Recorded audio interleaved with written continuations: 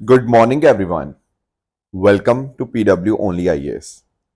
दोस्तों, नेपाल के अंदर जो जेनजी मूवमेंट आपको देखने को मिल रही है, उस मूवमेंट की वजह से जो केपी शर्मा ओली की सरकार है वो तो गिर गई है। अब यहाँ पे सवाल ये आ रहा है कि अब नई सरकार या जो इंटरिम गवर्नमेंट है उसको कौन लीड करेगा। साथ ही साथ कंफ्यूजन ये भी हो चुकी है कि नेपाल की जो आर्मी है ना, उसको जिम्मेदारी दी गई है कि ये जेंजी जो यूथ है उनके साथ यहाँ पे बातचीत करी जाए। अब कुछ लोगों का ये भी कहना है कि क्या ये सही है, नेपाल आर्मी सही अथॉरिटी है या कॉन्स्टिट्यूशनल रोल तो मिलिट्री का ये है या नहीं है। दूसरी बात, क्या मीडिएट वो प्रेसिडेंट के साथ करें या आर्मी के साथ करें, ये भी कंफ्यूजन है। तो काफी हद तक ना जो जेनजी के कैंपेनर्स हैं वो काफी हद तक डिवाइडेड हैं कि नया लीडर कौन होना चाहिए और किससे साथ उनको नेगोशिएट करना है। पर ओवरऑल काफी ज्यादा इंस्टेबिलिटी आज के समय आपको नेपाल में देखने को मिल रही है। बहुत सारे अलग अलग लीडर्स हैं वो यहाँ पे आज के समय आर्मी चीफ के साथ मिल रहे हैं। तो आने वाले दिनों में हमें क्लैरिटी मिल पाएगी इस बात के ऊपर कि क्या स्टेबिलिटी नेपाल में बनती है and at the same time नया लीडर कौन यहाँ पे निकल कर आता है। दोस्तों, डेट है आज की 12 सितंबर 2025 एंड आप सभी का स्वागत है आज के प्रीलिम बूस्टर न्यूज़ डिस्कशन में। स्टार्ट करने से पहले मैं आप सबको बता दूं कि कल यानी कि 13 सितंबर को हम लोग हिंदी दिवस सेलिब्रेट करेंगे। हिंदी दिवस दोस्तों अपने आप में बहुत इंपॉर्टेंट हो जाता है एंड इस मौके के ऊपर बहुत सारे एक्साइटिंग सरप्राइजेस भी हैं आप सभी के लिए। तो डेफिनेटली आप सब लोग हमारे साथ जुड़ना मत भूलिएगा। नीचे डिस्क्रिप्शन के अंदर मैंने इसका लिंक भी दिया हुआ है। साथ ही साथ अगर आपको इस सेशन की पीडीएफ चाहिए तो आप मेरे Telegram channel Rishabh Sharma sir PW यहाँ पर जाकर इसकी पीडीएफ को डाउनलोड कर सकते हैं। चलिए स्टार्ट करते हैं। पहला जो टॉपिक हमें डिस्कस करना है वो आचार्य विनोबा भावे जी के बारे में है। दोस्तों, आप सबने अपनी हिस्ट्री के अंदर इनके बारे में पढ़ा होगा। कई बार नहीं भी पढ़ते हैं बट हमें पढ़ना इंपॉर्टेंट बन जाता है क्योंकि इनका रोल, इनका कंट्रीब्यूशन बहुत बहुत ज़्यादा इंपॉर्टेंट हमें देखने को मिलता है। कल इनका जन्म दिवस था एंड उस मौके के ऊपर प्रधानमंत्री मोदी जी ने इनकी बर्थ एनिवर्सरी के ऊपर यहाँ पर इनकी ट्रिब्यूट इनको यहाँ पे पे करी। अब थोड़ा इनके बारे में अंडरस्टैंड करते हैं। सबसे पहले तो इनकी हिस्ट्री। एक्चुअली इनका जो नाम था पहले वो विनायक नराहर भावे हैं एंड इनको पॉपुलरली हम लोग आचार्य विनोबा भावे जी के नाम से जानते हैं। अब ध्यान रखिएगा कि विनोबा भावे जी ना गांधी जी से बहुत बहुत ज़्यादा इंस्पायर्ड थे। इनफैक्ट आप यहाँ पे नोटिस करिएगा कि गांधी जी की 1916 की एक स्पीच है बीएचयू बनारस हिंदू यूनिवर्सिटी के अंदर। वहाँ से इंस्पायर होकर विनोबा भावे जी ने अपने जो स्कूल सर्टिफिकेट थे, कॉलेज सर्टिफिकेट्स, उनको जला दिया, फॉर्मल स्टडीज को छोड़ दिया। बाद में वो मिलते हैं, आप नोटिस करेंगे जून 1916 में गांधी जी से कोचरब आश्रम इन अहमदाबाद के अंदर। और ये एक ऐसी मीटिंग है इनकी गांधी जी के साथ जिन्होंने इनको पूरी तरह से बदल दिया। अलग अलग तरह के इन्होंने काम किए, जैसे साबरमती आश्रम के अंदर आप नोटिस कर सकते हो पढ़ाया इन्होंने, स्पिनिंग हो गया, विलेज इंडस्ट्री, खादी प्रमोशन, नई तालीम यानी कि न्यू एजुकेशन की बात होती है, सैनिटेशन, हाइजीन इनिशिएटिव, बहुत सारे अलग अलग प्रोग्राम्स के अंदर पार्टिसिपेट किया। और खास करना इनका मानना था कि भारत को आत्मनिर्भर बनना चाहिए एंड इसीलिए इन्होंने खादी को बहुत ज़्यादा प्रमोट किया एंड खुद भी यहाँ पे चरखा ये चलाया करते थे। उसके साथ ही साथ नॉन कॉपरेशन मूवमेंट में एंड पार्टिसिपेट किया। स्वदेशी के बहुत बड़े एडवोकेट थे।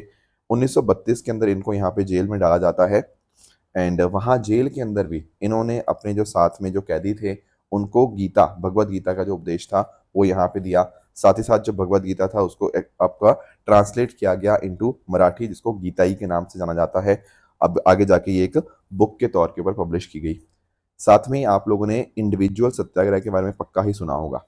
दोस्तों, गांधी जी ने जब इंडिविजुअल सत्याग्रह यहाँ पे स्टार्ट किया ना 1940 के अंदर, तो पहले जो सत्याग्रही चूज किए गए थे वो आचार्य विनोबा भावे जी ही थे। इसके अलावा अगर हम बात करें तो हम इकोनॉमी के अंदर भी पढ़ते हैं लैंड रिफॉर्म्स के बारे में। दोस्तों, लैंड रिफॉर्म्स एक तो थी हमारी टॉप बॉटम, जैसे फॉर एग्जांपल सरकार ने अपने इंटरमीडियरीज या जमींदारी सिस्टम को ख़त्म किया, राइट, लैंड सीलिंग लगाई, कंसोलिडेशन ऑफ लैंड होल्डिंग्स हुआ, टेनेंसी रिफॉर्म सरकार लेकर आई, वो सारे टॉप बॉटम थी। पर विनोबा भावे जी का विश्वास था बॉटम अप लैंड रिफॉर्म्स के अंदर एंड उन्होंने इसीलिए भूदान ग्रामदान मूवमेंट जैसे स्टार्ट किए। भूदान मूवमेंट के अंदर क्या होता है कि जो लोग हैं उनको इनकरेज किया जाता है कि आप अपनी ज़मीन स्व इच्छा से, अपनी मर्जी से आप यहाँ पे अपनी ज़मीन को डोनेट करें ताकि जो ज़मीन है उन लोगों तक भी जा पाए जिनके पास ज़मीन है ही नहीं, लैंडलेस तक भी ये चीज़ पहुँच पाए। तो इससे कहीं ना कहीं मिलियंस ऑफ जो लैंडलेस फार्मर्स थे उन तक आपकी जो ज़मीन है वो पहुंच पाई, और एक तरह से लैंड ओनरशिप के अंदर थोड़ी सी पहले के मुकाबले इक्वालिटी हमें यहाँ पे आती हुई देखने को मिलती है। एंड इनके दोस्तों लेगेसी की बात करें तो डेफिनेटली गांधीयन आइडियाज़ के ऊपर बेस्ड थे, तो नॉन वायलेंस हो गया, सोशल रिफॉर्म्स हो गया, इन्होंने यहाँ पे काफ़ी काम किया। लैंड रीडिस्ट्रीब्यूशन बहुत बहुत इंपॉर्टेंट यहाँ पे इनका वर्क होता है। 1982 के अंदर इनकी डेथ हुई, पर इनके जो आइडियाज़ थे उन्होंने हमें बहुत बहुत ज़्यादा यहाँ पे इंस्पायर किया है। दोस्तों इनके बात करें कुछ लिटरेरी वर्क्स की, तो एक तो है गीता प्रवचन, ठीक है, जहाँ पे श्रीमद् भगवद गीता के ऊपर डिस्कशन है। इसके अलावा स्वराज्य शास्त्र, यहाँ सेल्फ गवर्नेंस के ऊपर बात की गई है। मधुकर इनके एक लिटरेरी वर्क देखने को मिलेगा जिसमें एसेस का कलेक्शन है रिगार्डिंग स्पिरिचुअलिटी, सेल्फ रिलायंस, आत्मनिर्भरता, सोशल रिफॉर्म्स के रिगार्डिंग। तीसरी शक्ति, इसमें महिलाओं की बात करी गई है, महिलाओं की इंपावरमेंट के रिगार्डिंग। एक है थॉट्स ऑन एजुकेशन, यहाँ पे एजुकेशन सिस्टम के रिगार्डिंग फिलोसफिकल डिस्कशन है। एंड लास्टली भूदान जो योजना है, ठीक है ना, तो उसके क्या क्या एक्सपीरियंसेस थे, क्या इनके थॉट्स थे, वो सारे इस लिटरेरी वर्क के अंदर यहाँ पे कवर्ड हैं। तो ये कुछ लिटरेरी वर्क्स हैं विनोबा भावे जी के रिगार्डिंग जो हमें पता होने चाहिए। आगे आते हैं दोस्तों, फर्स्ट ओवरसीज अटल इनोवेशन सेंटर। इसको थोड़ा समझते हैं, पर इसको समझने के लिए हमें थोड़ा सा पीछे जाना पड़ेगा। 2016 में दोस्तों एक बहुत बहुत इंपॉर्टेंट मिशन स्टार्ट किया जाता है नीति आयोग के द्वारा, जिसका नाम क्या है, अटल इनोवेशन मिशन। अब नाम में ही इनोवेशन है ना, तो हमारी कोशिश यहाँ पे यही थी कि किस तरह से देश भर के अंदर हम इनोवेशन और एंटरप्रेन्योरशिप का कल्चर लेकर आ सकते हैं। और ऐसा नहीं कि बाद में, क्यों ना स्कूल से ही ये बात शुरुआत की जाए। इसीलिए ना अटल इनोवेशन मिशन के अंतर्गत अलग अलग चीजें थी, मैं आपको समझाता हूँ। जैसे स्कूल के अंदर आपकी जो अटल टिंकरिंग लैब, टिंकरिंग वर्ड आपने जो सुना होगा, टिंकरिंग का मतलब होता है थोड़ा छेड़खानी करना। देखो छेड़खानी से ना कई बार बच्चे बड़े क्यूरियोसिटी वाले होते हैं, तो कहीं ना कहीं कोई चीज़ वो छेड़खानी करते हैं, कुछ कुछ नया नया इनोवेट करने की वहां पे भी कोशिश होगी। तो हमने बच्चों के टाइम से ही उनमें क्यूरियोसिटी इनोवेशन लाने की यहाँ पे कोशिश करी है अटल टिंकरिंग लैब्स के माध्यम से। बाकी दोस्तों हमारे जो स्टार्टअप्स होते हैं ना, उनको थोड़ा सा एक प्रोटेक्शन की जरूरत होती है, एक ऐसे एनवायरनमेंट की जरूरत होती है जो थोड़ा उनको यहाँ पे बेनिफिट प्रोवाइड करे, उनका थोड़ा ध्यान रखे। इसीलिए हमने अटल इनक्यूबेशन सेंटर्स यहाँ पे एस्टेब्लिश किए हुए हैं, जहाँ स्टार्टअप्स को स्टार्टिंग में मदद मिलती है। डायरेक्टली मार्केट के अंदर उतार देंगे तो कहीं ना कहीं शायद वो compete नहीं कर पाएंगे। थोड़ा स्टार्टिंग में कंपटीशन फ्री एनवायरनमेंट देने के लिए अटल इंक्यूबेशन सेंटर होते हैं, वहाँ मेंटरशिप वगैरह भी इनको प्रोवाइड की जाती है। इसके अलावा हमने सोल्यूशन ड्रिवन इनोवेशन के लिए ANIC, Atal new innovation challenge and Atal grand challenge, इनको हमने यहाँ पे प्रोग्राम स्टार्ट किए हुए हैं। फिर मेंटर इंडिया हो गया, तो ये नेशन वाइड आपका मेंटर नेटवर्क आपका देखने को मिलता है। तो ये सारे जो काम है ना, ये अटल इनोवेशन मिशन के अंतर्गत ही है। तो कोशिश यही है कि हमारी इंडस्ट्रीज़ को अकेडमिक्स के साथ जोड़ा जाए, लोगों को, NGOs को, सबको साथ में जोड़ा जाए, ताकि एक प्रॉपर इकोसिस्टम बने। एंड उस तरह से हम साथ ही साथ मॉनिटर कर पाएँ कि कितना इनोवेशन यहाँ पे हो रहा है। ये सारा काम था अटल इनोवेशन मिशन का। अब ये सब चीज़ें हम भारत में तो कर ही रहे हैं, एंटरप्रेन्योरशिप को और इनोवेशन को प्रमोट तो कर ही रहे हैं, पर हमने सोचा कि भाई हमारे तो ओवरसीज सेंटर भी हैं। जैसे फॉर एग्जांपल आप लोगों को पता होगा IIT दिल्ली, एक तो दिल्ली कैंपस है उनका, उसी तरह से उनका जो कैंपस है वो आपको अबू धाबी कैंपस भी आपको देखने को मिलेगा। तो दोस्तों अबू धाबी कैंपस के अंदर भी हमने यहाँ पे इस तरह का अटल इनोवेशन सेंटर, ये वही ठीक है ना, अटल इनोवेशन सेंटर जो अटल इनोवेशन मिशन के अंतर्गत था, उसी को हमने यहाँ पे एस्टेब्लिश किया है।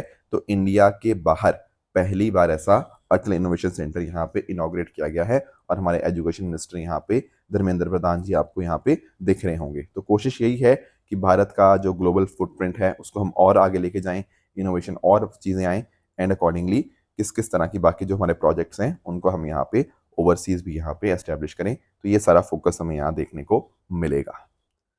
नेक्स्ट आते हैं अगले टॉपिक की तरफ, that is world's first digital tribal university Adi Sanskriti. दोस्तों अगर हम बात करते हैं ना ट्राइबल कल्चर की, तो अपने आप में बहुत ही रिच कल्चर है, बहुत सारी चीज़ें हमें यहाँ से सीखने को मिलती हैं। तो दरअसल में हमने क्या किया है, आदि संस्कृति एस्टेब्लिश किया है। आप ऐसा मान सकते हो कि ये दुनिया की पहली डिजिटल ट्राइबल यूनिवर्सिटी है। अब इसमें क्या होगा, देखो इसमें एक तो है आदि विश्वविद्यालय, यानी कि आपको ट्राइबल डांस सीखना है, पेंटिंग, क्राफ्ट्स, म्यूजिक, फोकलोर, तो इसके regarding there are so many courses जो आप यहाँ पे कर सकते हो। उसके अलावा अगर हम बात करें जो आपके अलग अलग ट्राइबल कल्चर हैं, जैसे आपका painting, dance, clothing and textile artifacts, livelihood, उन सबको हमने यहाँ पे एक डॉक्यूमेंटेशन का एक रिपॉजिटरी, एक कलेक्शन यहाँ पे बना दिया है। उसको क्या बोलेंगे, आदि संपदा। उसके साथ में दोस्तों जो हमारे ट्राइबल भाई हैं और वो भी अपने जो प्रोड्यूस हैं उनको यहाँ पे बेच पाएँ, इसीलिए ऑनलाइन मार्केट प्लेस आदि हाट एस्टेब्लिश किया गया है। जैसे आप देखते हो ना कि आपके अमेज़न है, फ्लिपकार्ट है, वहाँ पर आप चीज़ें बेच सकते हो। तो सिमिलरली यहाँ पर ट्राइफेड के साथ यहाँ पे हमारे जो ट्राइबल्स हैं उनको लिंक किया गया है, ताकि एक प्रॉपर डेडिकेटेड मार्केट प्लेस हो, वहाँ पर आराम से अपनी-अपनी चीज़ें बेच पाएँ, सामने वाला उनको आराम से खरीद पाए, तो कहीं न कहीं उनको लाइवलीहुड भी यहाँ पे अच्छे से जनरेट हो पाएगा। ये सारी चीज़ें आपको आदि संस्कृति के अंदर देखने को यहाँ पे मिल जाएँगी। तो ये एक तरह की एक डिजिटल अकेडमी है, एक ई-लर्निंग प्लेटफ़ॉर्म है, इसको यहाँ पर भारत मंडपम नई दिल्ली के अंदर यहाँ पे इसको लॉन्च किया गया। एंड मिनिस्ट्री कौन-सी है? मिनिस्ट्री ऑफ ट्राइबल अफेयर्स, ये आपको देखने को मिल जाएगी। कोशिश यही है कि अपॉर्च्युनिटीज़ भी मिलें लोगों को, ट्राइबल्स को, साथ ही साथ भारत का जो ट्राइबल हेरिटेज है उसको हम प्रिज़र्व कर पाएँ एंड अकॉर्डिंगली यहाँ पे एजुकेशन और कॉमर्स की फील्ड के साथ उसको यहाँ पे लिंक कर पाएँ। तो डेफ़िनेटली जो स्टेट ट्राइबल रिसर्च इंस्टीट्यूशंस हैं उनके साथ मिलकर ये काम किया गया है एंड पहले फ़ेज़ के अंदर आपको 15 स्टेट्स आपको देखने को मिल जाएँगी जो यहाँ पे इन्वॉल्व रहेंगी। तो ये कुछ बातें थी आदि संस्कृति के रिगार्डिंग जिनके बारे में हमें पता होना चाहिए। नेक्स्ट आते हैं दोस्तों, अगला हमारे सामने जो टॉपिक है ना वो है ज्ञान भारतम का। इसको मैं समझाता हूँ थोड़ा आपको। देखो आप लोग मैन्युस्क्रिप्ट्स के बारे में पढ़ते होंगे अपनी हिस्ट्री बुक्स के अंदर। जब मैं बात करता हूँ ना आपकी मैन्युस्क्रिप्ट्स की, तो मैन्युस्क्रिप्ट्स आपके इस तरह के हैंड रिटन डॉक्यूमेंट्स होते हैं जिनको आप लेट्स से पाम लीफ हो गया उसके ऊपर लिखा जाता है, पार्चमेंट हो गया, क्लॉथ हो गया, इवन बर्च पार्क जो होता है ना, जो बर्च पार्क होता है उन सब चीज़ों के ऊपर, मतलब पेड़ की खाल के ऊपर या मतलब पेपर वगैरह के ऊपर भी होता है। तो ये सारे हैंड रिटन डॉक्यूमेंट होते हैं एंड अगर आप ध्यान से देखोगे तो अपने आप में इनसे हमें बहुत बहुत शानदार नॉलेज आपको देखने को मिलती है। इवन मैं आपको कुछ एग्जांपल देता हूँ। जैसे अगर हम बात करें, हम कई बार सुश्रुत संहिता की बात करते हैं, जो सुश्रुत ने लिखी थी, जो कि आपकी सर्जरी के रिगार्डिंग बहुत इंपॉर्टेंट बुक है। तो दरअसल में वो भी एक मैन्युस्क्रिप्ट ही है। उसी तरह से आर्यभट्टिया, जो आपके आर्यभट्ट जी ने है मैथमेटिक्स के ऊपर, तो वो भी इस तरह से आपकी एक मैन्युस्क्रिप्ट ही है। उसी तरह से बृहत संहिता हो गया, जो एस्ट्रोलॉजी और साइंस के रिगार्डिंग है। इवन आपके ना जो जैनिज़्म के अलग-अलग टेक्स्ट हैं, जैसे जैन आगमा हो गए, इवन आपके जो बुद्धिज़्म में त्रिपिटकास हो गए, तो वो भी अलग एक्चुअली ना आपके आपके क्या हैं, वो भी आपके मैन्युस्क्रिप्ट ही हैं। एंड इसके बाद भी बहुत सारी चीज़ें, जैसे तोलकाप्पियम आप संगम लिटरेचर के रिगार्डिंग या फिर तमिल ग्रामर के रिगार्डिंग आप पढ़ते होंगे। There are so many manuscripts. ये तो पॉपुलर वाली हैं, इस तरह से कोई ऐसी बहुत सारी हैं जो उतनी पॉपुलर नहीं है, but they are very very important. तो भाई इसके लिए इम्पोर्टेंट ये बन जाता है कि जितनी हमारी मैन्युस्क्रिप्ट की नॉलेज है ना, हम उनको यहाँ पे प्रिजर्व करके रखें, क्योंकि इस मैन्युस्क्रिप्ट के अंदर बहुत अच्छी-अच्छी शानदार जानकारी है। तो ज्ञान भारतम उसी का नेशनल इनिशिएटिव आपको देखने को मिल जाएगा, जहाँ पर भारत की मैन्युस्क्रिप्ट हेरिटेज को हम यहाँ प्रिजर्व करेंगे, डिजिटाइज़ करेंगे और नॉलेज हमारे पास वो आ जाएगी। तो भारत का तो दोस्तों जो सपना है ना विकसित भारत बनने का 2047 तक, विश्व गुरु बनने का, तो उसमें दोस्तों ये सारी चीज़ें भी बहुत-बहुत ज़्यादा हेल्प करेंगी। तो कंज़र्व करेंगे इन चीज़ों को, डिजिटलाइज़ करेंगे एंड साथ ही साथ जो कहीं न कहीं रेयर मैन्युस्क्रिप्ट्स हैं, उनका रिसर्च, ट्रांसलेशन, पब्लिकेशन और अच्छे से हो पाएगा। स्कॉलर्स वगैरह होंगे, वो अच्छे से काफ़ी हद तक ट्रेन किए जा पाएँगे। लोगों का भी पार्टिसिपेशन इसमें आपको देखने को मिलेगा। तो एआई पावर्ड हमारे इनिशिएटिव्स हैं, जैसे आपका ज्ञान सेतु इनोवेशन चैलेंज, ठीक है? इससे क्या होगा? इससे आप चीज़ों को, मैन्युस्क्रिप्ट को ज़्यादा अच्छे से एक्सेस कर पाएँगे, उनकी अवेलेबिलिटी हो पाएगी, डिजिटाइज़ेशन हो पाएगी। कहीं न कहीं लाइब्रेरीज़, इंस्टीट्यूशंस और प्राइवेट कस्टोडियंस के साथ आपस में कोलैबोरेशन हो पाएगा और हमारी जितनी मैन्युस्क्रिप्ट की जानकारी है उसको हम मॉडर्न एजुकेशन के साथ यहाँ पे लिंक कर पाएंगे। तो इसीलिए आप नोटिस कर पाओगे मिनिस्ट्री ऑफ कल्चर का आपको ये, ठीक है, कौन सी मिनिस्ट्री है? Ministry of culture. उसका ज्ञान भारतम इनिशिएटिव आपको देखने को मिल जाएगा। तो international conference on manuscript heritage हो रही थी एट विज्ञान भवन नई दिल्ली, वहां पर इसको यहाँ पे लॉन्च किया गया। तो ये कुछ बातें थी जो आपको यहाँ पे क्लियर होनी चाहिए। नेक्स्ट आते हैं अगले टॉपिक की तरफ, that is India UN sustainable development cooperation framework 2023-2027। थोड़ा इसको हम यहाँ पे अंडरस्टैंड करने की कोशिश करते हैं कि आखिर ये मुद्दा क्या है। दोस्तों आप सब लोगों को सस्टेनेबल डेवलपमेंट गोल्स के बारे में पता होगा। बिल्कुल सर, 17 हमारे एसडीजी गोल्स हैं जो यहाँ पर आप पढ़ सकते हैं। No poverty, zero hunger, good health and wellbeing, so on and so forth. अब दोस्तों हम लोग डेफिनेटली चाहेंगे इनको अचीव करना और इंडिया भी चाहेगा। तो एसडीजी लोकलाइजेशन के ऊपर हमारा फोकस है कि हर स्टेट कैसे इसको फोकस करे, इंडिया कैसे इसके ऊपर फोकस करे। और इंडिया और यूनाइटेड नेशन, इन दोनों के बीच में ना जो लिंकेज है उसको हम यहाँ पे अच्छे से इस्तेमाल करना चाहते हैं, ताकि ये SDG सस्टेनेबल डेवलपमेंट गोल नीचे तक ग्राउंड तक पहुंच पाए। अगर लोगों को इसमें इन्वॉल्व हो लिया गया ना, तो डेफिनेटली हमारे ये जो गोल्स हैं वो अचीव हो जाएंगे। और इनफैक्ट ये साउथ साउथ कॉपरेशन के कॉन्टेक्स्ट में भी बहुत बहुत ज़्यादा इंपॉर्टेंट हो गया है। अब अगर हम बात करें ना ये 2023 से 2027 की, तो इसमें आपके 4 पिलर्स आपको देखने को मिल जाएंगे। जो 4 पिलर्स आपके फोकस करते हैं 6 प्रायोरिटी एरियाज के ऊपर। 4 पिलर्स तो मैं अभी बताता हूँ। 4 पिलर्स हैं आपके ये: people, prosperity, planet and participation. ये 4 पिलर्स हैं। तो कहीं ना कहीं लोगों को इन्वॉल्व किया जाएगा, ठीक है ना। एंड 6 चीज़ें क्या करनी है: एक है हेल्थ एंड वेलबींग, एक है nutrition and food security, quality education, economic growth and decent work. ठीक है, ये एक्चुअली ये 1, ये 2, ये 3, ये चौथा यहाँ पे ये वाला इकोनॉमिक ग्रोथ वाला 4th पॉइंट हो गया। उसी तरह से 5th पॉइंट आपके सामने है इन्वायरमेंट क्लाइमेट, ठीक है, वॉश होता है water sanitation and hygiene, right. And आपका 6th पॉइंट यहाँ पे हो जाएगा empowering people, communities and institution. तो ये हमारे 6 आउटकम एरियाज हैं जो यहाँ पे हम अचीव करना चाहते हैं। तो कोशिश यही है कि भारत अच्छे से तेजी से इस चीज़ को इम्प्लीमेंट करें, राइट। ये 4 जो हमारे पिलर्स हैं इनका इस्तेमाल करते हुए हम SDG गोल्स इंप्लीमेंट करें and gender equality, youth empowerment, human rights, ये सारी चीज़ें अच्छे से हो पाए। तो अभी पता क्या हुआ है, अभी इसकी रिव्यू मीटिंग थी, कैसा कैसा काम चल रहा है। ऐसा थोड़ी कि 2023 से 27 आपका एक बार गोल सेट कर दिया तो आपस में मीटिंग ही नहीं होगी। अब मीटिंग की जा रही है, बीच में देख रहे हैं कि क्या क्या हो गया, क्या करना बचा हुआ है। तो अभी जो मीटिंग हुई ना उसमें ज़्यादा फोकस रहा कि आने वाले समय के अंदर भारत को क्या करना होगा। हमें एविडेंस बेस्ड पॉलिसी इंटरवेंशंस करने होंगे। डेटा इकट्ठा करो, कहाँ कहाँ तक पहुँच गए हैं, उसको कैसे ठीक करना है, उस तरह से अपनी पॉलिसीज़ बनाओ। साथ में ही जितने स्टेक होल्डर्स हैं आपस में कोऑर्डिनेशन इंप्रूव करो, ये यहाँ पे डिस्कशन हुआ। एंड साथ में ही ठीक है कि कैसे खासकर ना न्यूट्रिशन एंड फूड सिक्योरिटी वाला जो कंपोनेंट था उसके ऊपर ज़्यादा ध्यान दो। ये जो आपका है ना सेकंड वाला कंपोनेंट, इसके ऊपर बोला गया कि भाई इसके ऊपर हमें काम करने की ज़रूरत है।